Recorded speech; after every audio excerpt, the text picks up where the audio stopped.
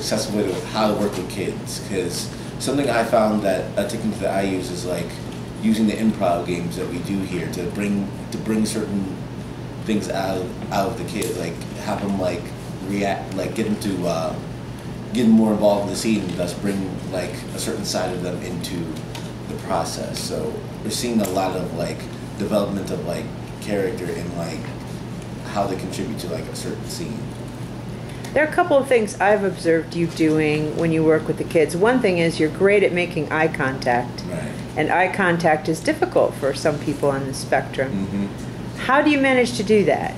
I try to make them feel comfortable with me, because that's the big thing with eye contact. Like if you're not comfortable with the person that you're talking to, then you're not going to want to make eye contact with them. My thing is like I try to make them feel comfortable and say, oh hey, you can look at me in the eyes and it's going to be okay. I'm not scary. I also note that you change levels a lot, because we work with some very short people. Right. And you tend to make your character go down to their level. Well, I'm very hypey myself, so like I'm used to doing that every day, just trying to adjust my height to other people so they don't feel like I'm towering over them. It's just another comfort thing that I like to do. Though sometimes you do use your height in the improvs, and the kids love it when you become something huge, like a giant or an elephant.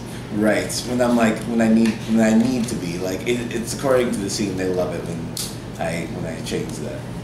Do you find that they are more likely to take risks after you have taken some risks? Mm-hmm. And I'm talking about acting risks. Yes, acting risks, of course. Yes. Yeah, they feel, yeah. When we as like the teachers like start to take risks, it shows them that it's okay to like take that next step and to try something. I've seen that in a couple of students.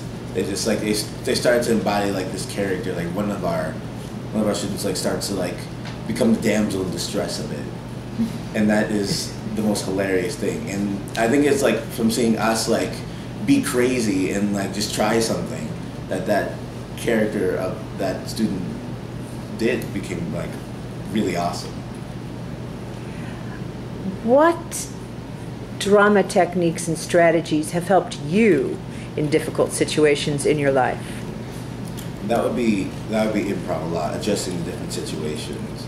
Because I'm at this point where like I do a lot of different things, so I have to sort of adjust how I act in certain ways. Because I do post-secondary, so I'm at the university.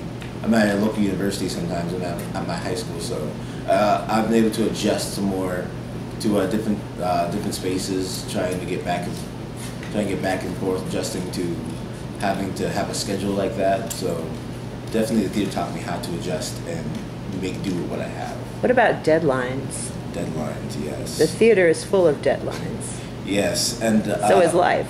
So is life, yeah. It taught me how to stay calm with deadlines and try to prepare ahead of time. Because because not being prepared, I've seen this does not always end up well for everyone involved. So theater has really taught me on how to handle a deadline, and if something is cutting close, not to freak out, but to like just do what you have and do the best that you can with what you have. A random question that wasn't on the list, but Commedia dell'arte. Tell me what Commedia dell'arte did for you and why you were attracted to it. I love Commedia. It allowed me to explore more of that physical stuff, like I was talking about earlier, like being big and being really small, and it helped me play with voices, because at one point I had my little zombie voice, and then I had my raspy old man voice. And that old man voice I had to use in the show, and I sang with that voice, and it was one of the best performances that I've gave. So Commedia helped me like in my other acting areas. So. Excellent. One last question. How has drama helped you transition from one stage to the next? Drama's helped me transition from one stage to the next. Just like middle school, high school, you've been transitioning to college this past year. Right. And this fall, you're going to be total college. Total college. It's taught me to take more risks, like I was talking about, to not try to be as nervous, because that's an issue that I have with myself. I'm really nervous and I'm hesitant to do things because I'm afraid of like approval and then of like what's the outcome going to be. taking healthy risks, as like I do with theater with these characters, has taught me like it's okay to like try to like do something else that's different from what everyone else is doing, and just try to see what best can serve me. And also transitioning. I want to mention listening. I didn't mention listening earlier. Theater has helped me a lot with listening just to other people, and not just hearing what they're saying, but actually listening to what they say. Because a lot of how I'm able to interact with the kids is actually listen to what they're giving and work with that. So listening to other people and not just hearing what they say, but actually understanding and being able to respond to that has helped me a lot. Thank you, Jordan. No problem. Overall, I've been helping the younger kids with social skills and some of their acting skills. And in the transitions class, during the transitions class, we've played a few improv games and also discussed quite a few interesting subjects. So yeah, overall, I'd say that my work here has been pretty progressive. Can you tell me what you have learned as a volunteer teaching assistant at our center? What I've learned is that working with the younger kids, especially those on, like, I don't know, on the spectrum, on, I don't know, maybe a few higher or lower ends, like, what I've learned about them is they remind me a lot of how I was as a child, how I was, I don't know, kind of just trying to find my way around, just trying to see how I fit in, and, you know, just kind of watching or getting involved, however it was. What I see in these young children is, I see they can be sometimes shy, sometimes outgoing, but they're all just very bright, so bright, very smart. I can tell that they're going to do well in life.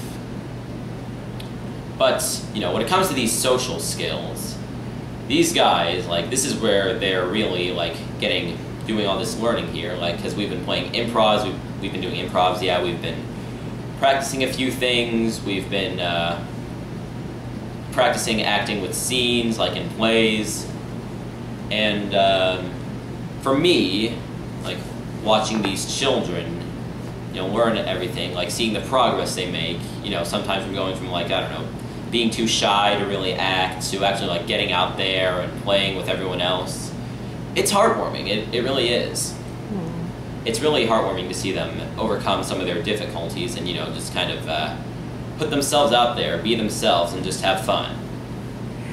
What drama techniques and strategies have helped you in difficult situations in your life? Can you give some examples? Oh, well, like at times when I feel, I don't know, maybe frustrated or annoyed, I think to myself, gosh, this is a lot of nonsense here. Like, I'm kind of gonna act like I'm this character who, you know, puts up with it daily and just acts, you know, kind of, well, annoyed or sneery or just disgusted. So yeah, I just kind of play it off like this disgusted character to prevent myself from really getting worked up about it.